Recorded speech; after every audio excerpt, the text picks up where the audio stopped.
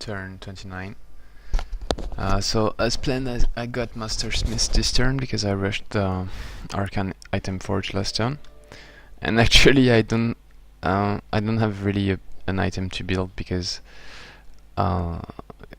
what's the name? Lifesteal's item, they are useless against undead, and I don't have that many sites to clear before reaching his throne, Lobo's throne, so that won't be really useful because I'm going to move through here, and I've got this quarry to clear and these two sites, and here it's undead, and here it's also units that you cannot kill with lifesteal. And then I move around this, so yeah, it won't be really useful. So I'm not going to build a lifesteal sword.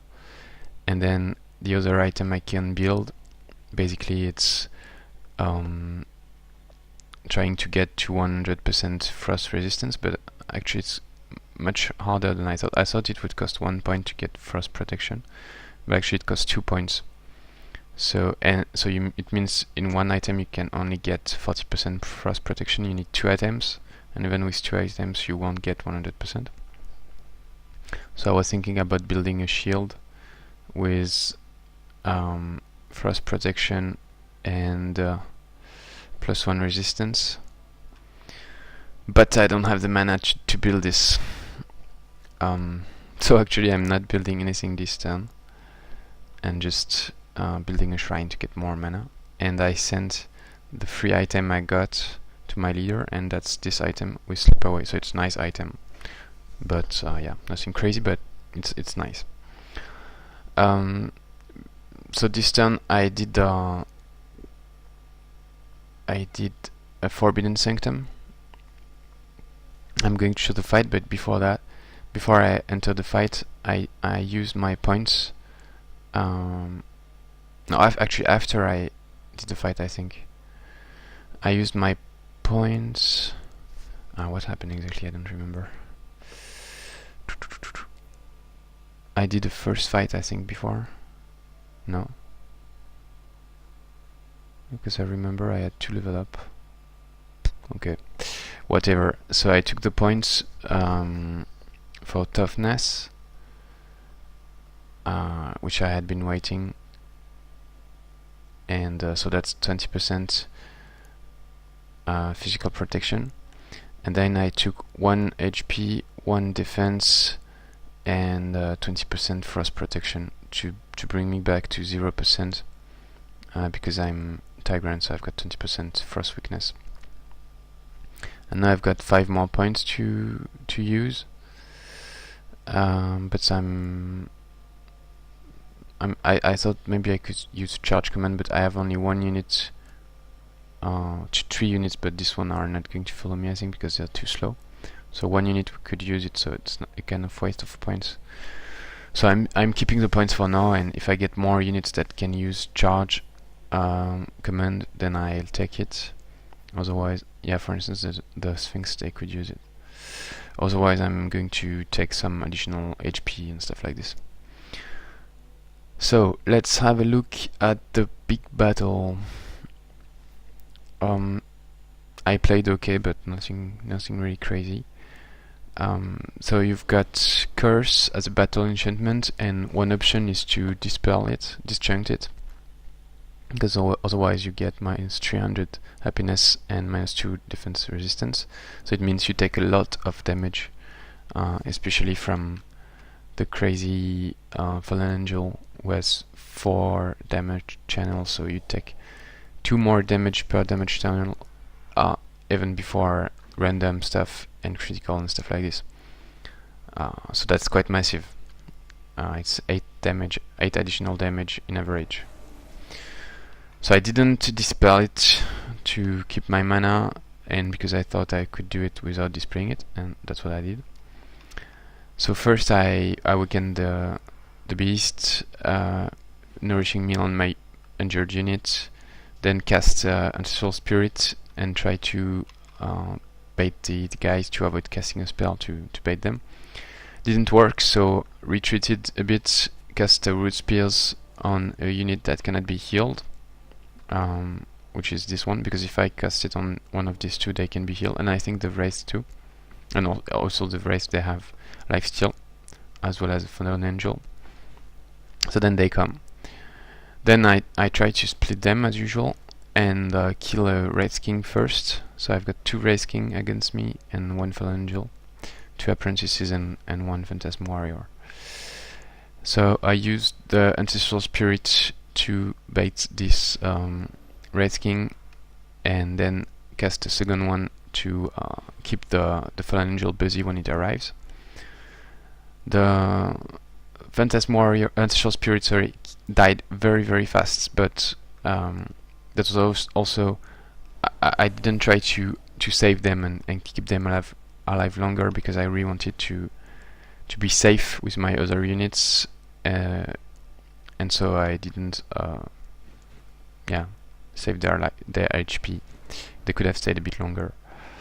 And the issue here actually is that I don't have really a unit able to kill undeads, because I've got only blight damage, and I've got a small shock damage, but that's it. And I don't have any units doing damage that are good against undead, so it's quite difficult to kill them. But yeah, and for the Fallen Angel, it doesn't have 100% blight resistance, so the Reed Serpent was a good option against it, and also it has 40% spirit resistance, so it's also a good option to use a fearsome creature to try to panic it, but didn't work. And she also has life drain, so you need to be very careful when you attack the Fallen Angel. She could not use the Petrifying Scream, and also one of her damage channel didn't work because I've got Blood Brother from my Warlord, which means 100% spirit protection for all my troops. So yeah, I focused fire on the Wraith King and managed to kill it, attacking it on all sides. And so yeah, that's the point where I didn't go gently on the HP of my Ancestral Spirits. So I attacked twice the Wraith King, and I attacked once the Fallen Angel to reduce their action points and prevent them from attacking my other troops, so that I could deal with the Apprentice in the back here, and the Phantasm Warrior here.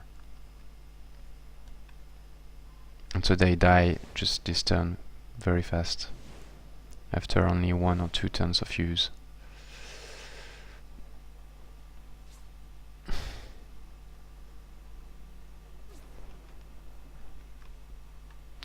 I could have cast Steadfast Ward or a Great Healing Shower to heal or to make sure I don't die, but was not necessary, and I wanted to keep the CP for my Dreadnought. So I'm doing the same for the Phantasm Warrior, because it's the same. I do only physical damage, except with my my Reed Serpent, and so it's difficult to kill these incorporeal units.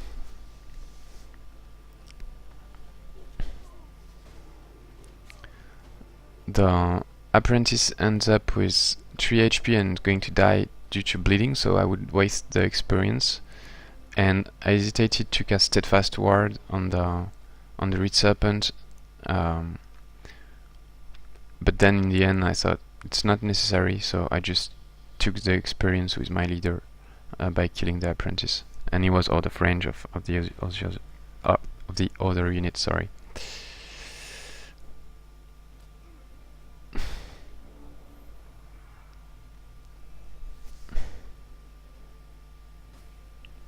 So I got flanked on the Reed Serpent, but that was not a big deal. Now there are 3 versus 6, so at this stage it's pretty safe, but still the Fallen Angel is doing a crazy amount of damage, so you need to be cautious. And so the plan I had was to kill the Apprentice, yeah, clearly, and then use the Reed Serpent to attack the Fallen Angel because that's the maximum amount of damage, minimum amount of damage that I take, and also have a chance of panicking it. And so I used Frost Breath from an item from my AD to do nice damage. Especially it works well against the Wraith King, even if it has 40% frost protection. That's some of the highest damage I can do with my AD, because otherwise I've got only longbow and it's really ridiculous amount of damage. So you can see, why does it has?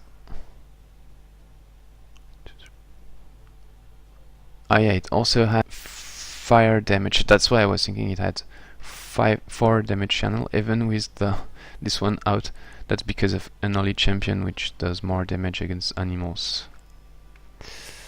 So that's a really bad opponent. 5 damage channels against animals. And it heals pretty fast with life drain. So yeah, end of the fight. So the key here was clearly call Ancestral Spirits to bait and keep them busy. Then I did this fight here at the trading post. And I sold the reward for 200 gold because it was +1 defense and Baron running forestry, but I already have this, and I forgot the other item. And here I'm really not sure of my choice, but I chose to take the gold instead of the mana item and CP. I had 50 CP, 641 mana, I think, and Hailstorm. But Hailstorm is very dangerous, and I was quite worried that he would be cast on auto combat.